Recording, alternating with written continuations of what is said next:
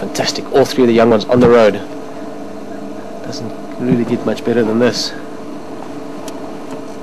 Now look at the one that's standing now. Of the three, Rob, sorry, I'm just going to talk. And remember the one had that nice black mark straight through the white part of the tail. The one that's standing at the moment, when it moves again, you'll see it's got a mostly white tail, but it's got that little bit of a black fleck in it.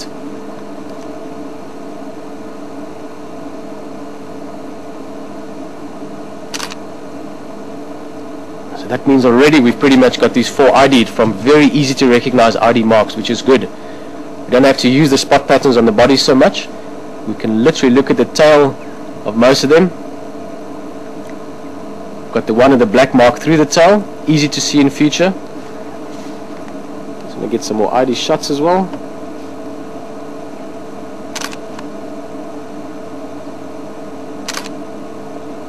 And we've got the other one with a little bit of just like a black spot in the tail, and the one that's still lying down, what it looked like earlier when it was playing like that, it's got a pure white tail. So it means the 3 young ones we can recognize just from the tails.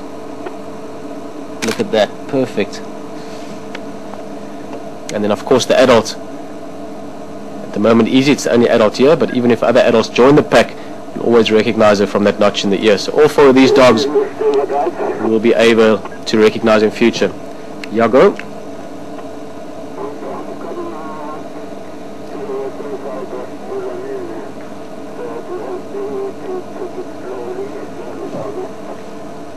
No, Morris, you can keep coming in for. Charles is going to join very shortly. Aubrey will join just after him, and then I'll pull out and there's space for you. So keep coming in for. The moment still just Lalapanzi here.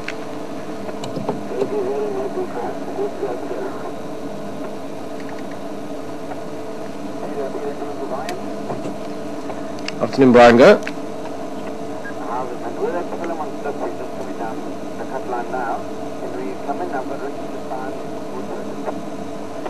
Okay, cool, Brian. Now pull in. Morris, if you copied that, maybe just slow down a little bit, and then by the time Morris is close by, the guys can just work out who's next. But yeah, keep coming.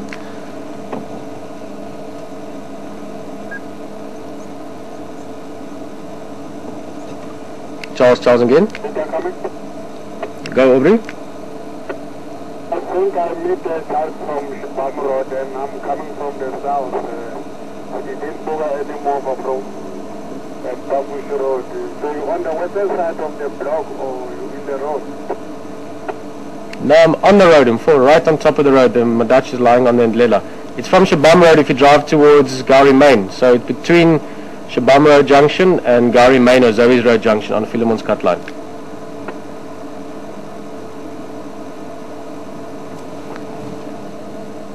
Okay, confirm Zoe's Road. No, Luton 4 on Philemon's cut line. On Philemon's cut line itself, between Zoe's Road Junction and Shibam Road Junction. So if you go from Shibam Road and you get to Philemon's cut line and you turn south or southwest, you just keep fumbling and then you'll see us.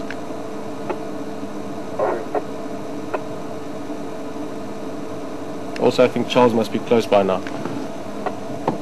Yeah, already Charles is at Gowrie now, heading west.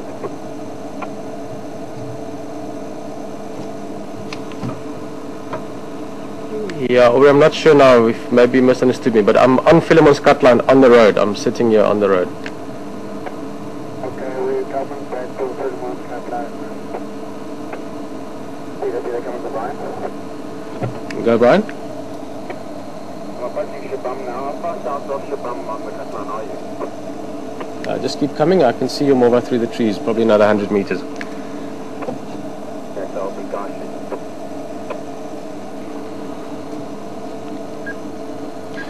Sorry, there's lots of people interested to see these dogs, but what's also interesting, and which is a very good thing that's interesting, looking at these young ones lying in the road, is they've got a relatively full belly.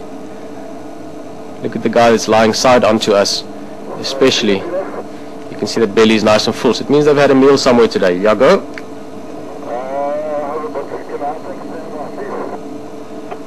Yeah, James, no problem. I'm going to be pulling out quite soon. Brian, Charles and Aubrey are going to get here about the same time. Then Morris is next, and that's everyone I know of so far. Charles, or whoever gets here first, will be on lock.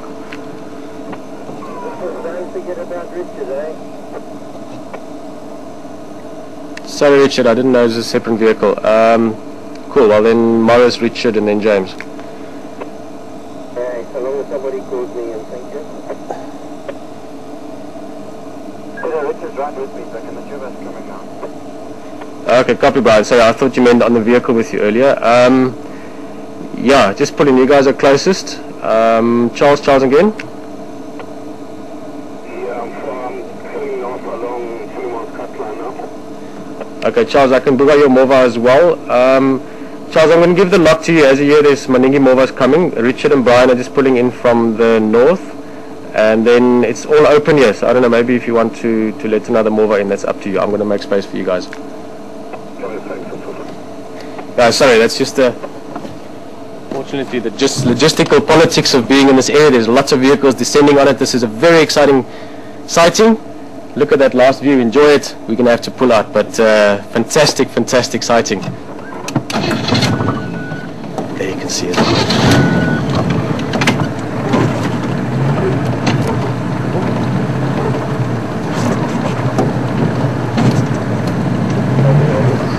How's it, man? Sorry, I thought you guys were on one vehicle, not two vehicles. Enjoy. Thank you.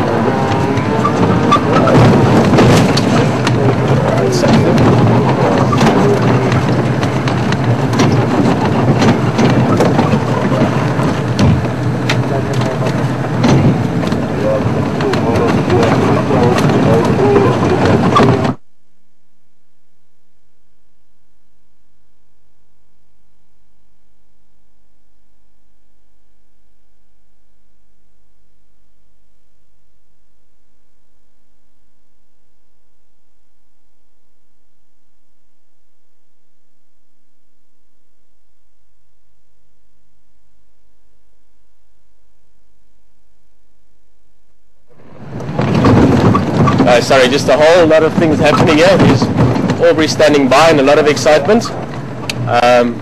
Just to finalize that, it was really awesome to see them in the open.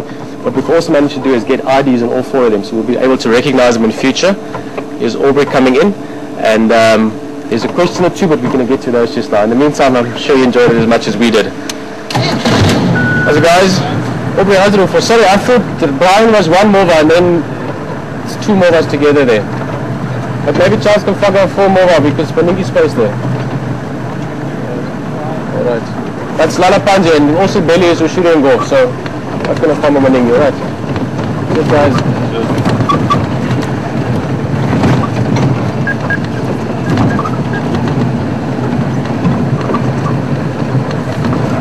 Well,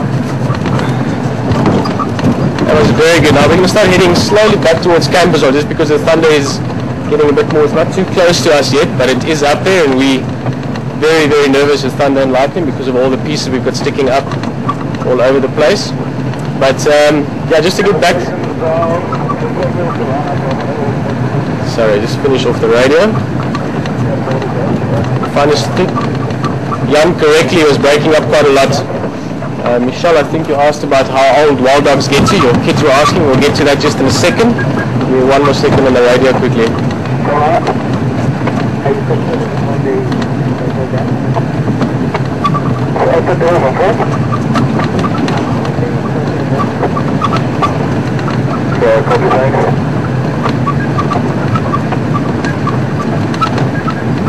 Yeah, that's all fun.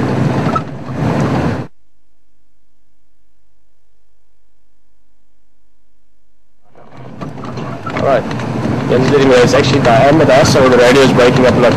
Diane, I lived to about sort of 4 to 8 years to make it a wider bracket. Depends a lot on what kind of food they have and what kind of habitat they have and how easily their lives are. But so let's say 4 to 6 years probably on average in this area. So it's a relatively short period of time compared to, let's say,